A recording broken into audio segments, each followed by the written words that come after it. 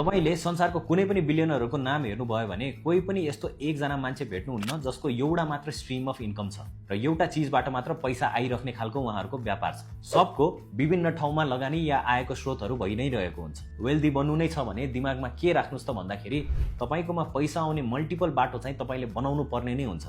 जब गरिराख्नु भएको छ भने जबबाट आउने एउटा बाटो भयो, त्यही गरिराख्दा अर्को बाटो पनि खोज्नु चाहिँ पर्छ। जस्तै काम गरिराख्दाखेरि अरू कोही साथीहरूसँग मिलेर केही बिजनेसमा थोरै लगानी गर्न सकिन्छ कि स्टक्सहरूमा लगानी गर्न सकिन्छ कि केही फ्रीलान्स काम गर्न सकिन्छ या केही ट्रेडिङका कामहरू पनि गर्न सकिन्छ कि भनेर हेरिराख्नै पर्छ। पहिला एउटा सोर्सबाट सुरु गर्ने अनि बिस्तारै त्यसलाई बढाउँदै लानु चाहिँ पर्छ भन्ने चेतना चाहिँ हुनुपर्छ है।